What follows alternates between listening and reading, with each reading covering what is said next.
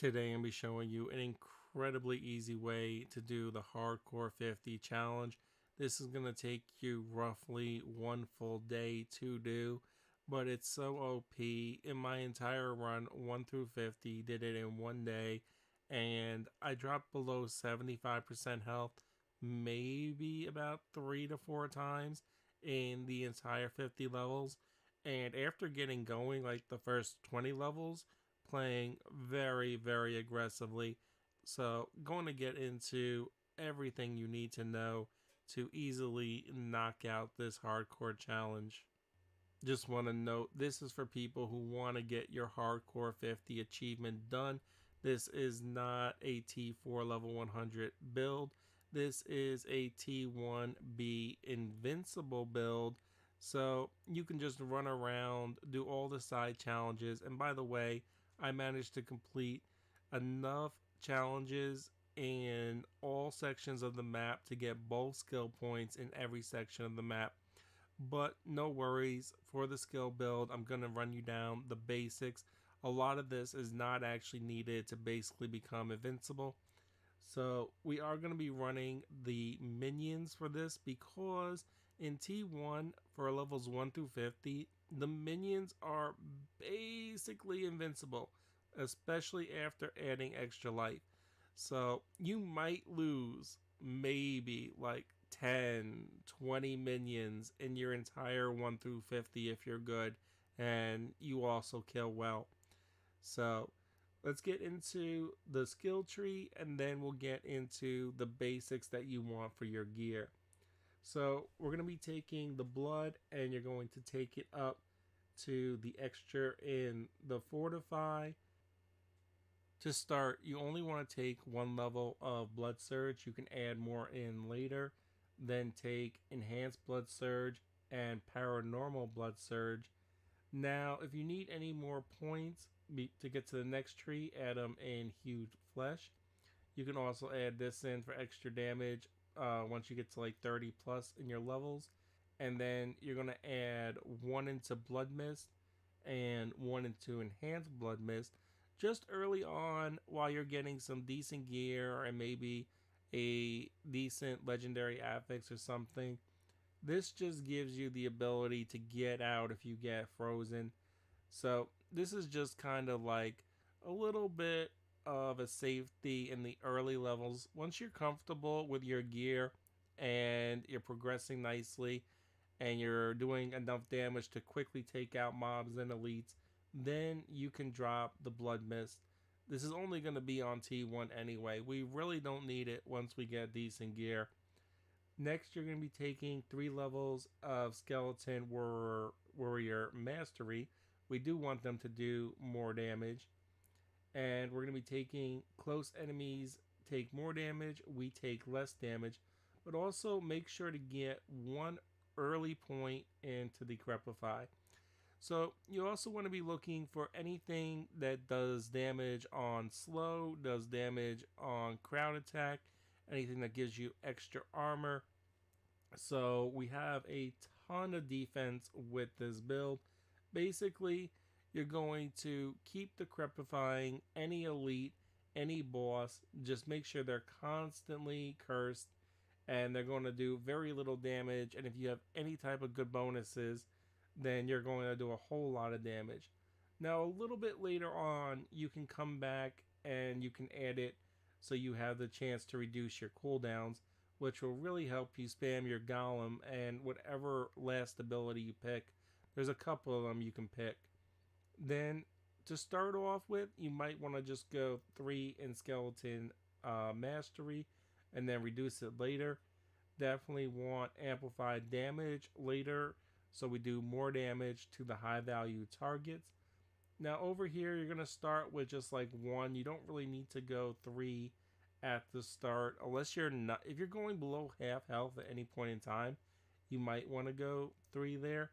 But definitely get the while healthy, you do more damage because you're going to be healthy basically the entire game. And get this Drain Vitality, so you get your Fortify. Basically, you're fortified 100%, like probably 50% plus of the game. And then we're going to be taking this over here. This is a little bit later, after you got your defense up and you're pretty comfortable with it. Then you're going to take Tides of Blood for even more damage. Next, for even more defense, we're going to take this over here.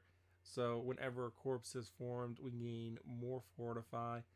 Then as soon as you get to rank 25, definitely get the Golem. Like, immediately get the Golem, because it is really nice. Just an extra minion that does a lot of damage. And once you get the blood version, he takes 15% of the damage. So that's a 15% damage negation with everything else we already have. That's one of the reasons that I never went under 75% health, besides a couple of times in the game. So this is pretty big. We stay healthy the entire game. So that's 12% attack speed for us and the minions. So that's really nice. Now this is a little bit less needed. You can go up and do a little bit up here before actually putting 3 here. But you do stay close to them. Close, I did a video for this. It's actually just slightly larger than dodge duration. So it's not melee range like they say in the game. So you actually are close a lot of times to your minions. Giving them 30% extra damage is pretty nice. Stacked upon whatever you add for your skeletons and your mages. And then increase the damage and life of your golem. My golem never once died.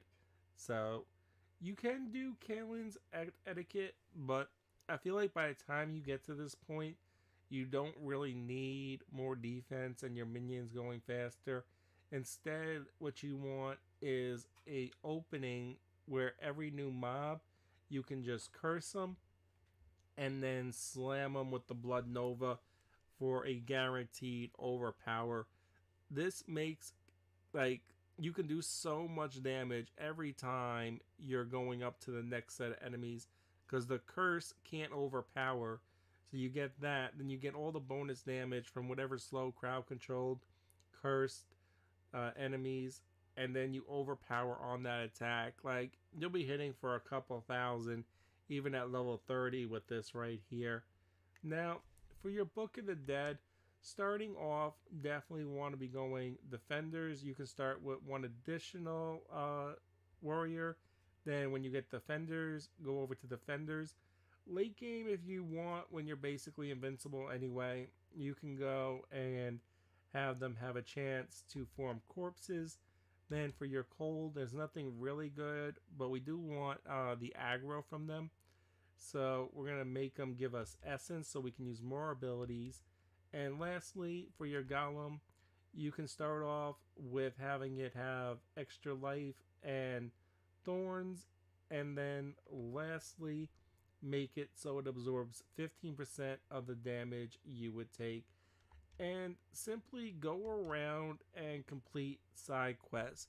Don't do dungeons and risk the butcher unless you really want. You can, but keep in mind, if you get killed by a butcher, I didn't recommend that.